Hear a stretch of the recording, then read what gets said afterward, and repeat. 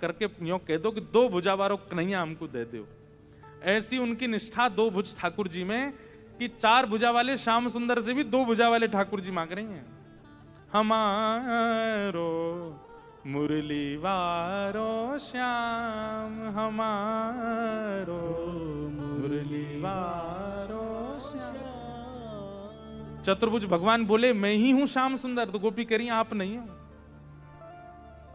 विनवंशी वनमाल कंठिका नहीं पहचानत नाम। अरे 2 भुजावारे और बिना वंशी के हम पहचाने ही ना ये कौन है। हमारो कन्हैया तो 2 भुजावारो। तो ये गोपियां रोज जाती थी कहां, बोले चतुर्भुज बैठा, और बैठा बैठा थी वो पैंठा, वहां चतुर्भुज भगवान बैठे इसलिए नाम पड़ गया पैंठा।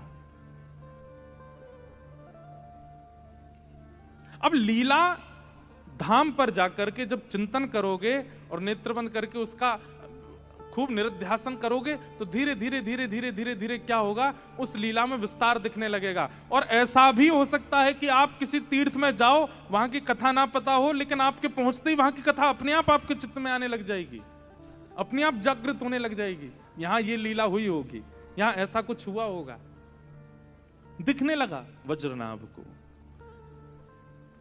लेकिन वज्रनाभ, सांडिल्य मुनि बोले अब तुम प्रसन्न हो, अब तुम खुश हो, अब दूसरा काम और करो वज्रनाभ। बोले क्या?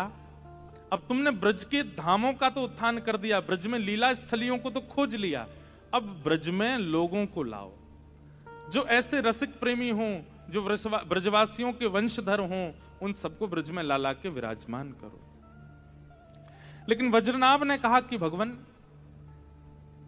मैं लोगों को तो ले आऊंगा, लेकिन सबके चित्त में लीला प्रकट हो पाए ये संभव नहीं है। और सबसे बड़ी बात, मेरी 16,100 माताएं हैं, वे रोती रहती हैं कृष्ण विरह में, उनके लिए मैं क्या करूं? तब सांडिल्य मुनि बोले तो फिर तुम एक काम करो। बोले क्या?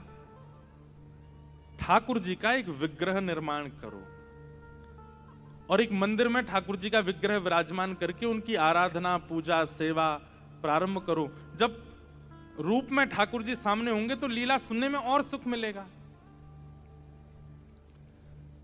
तब कहां गए वज्रनाभ? कंस के कारागृह में, जहां भगवान श्री कृष्ण ने जन्म लिया। और कंस के कारागृह में जहां पर ठाकुर जी का प्रादुर्भाव हुआ, उस शिला से 3 रूपों का निर्माण किया, गोविंद देव, गोपीनाथ और मदन मोहन। सब लोग इधर देखो।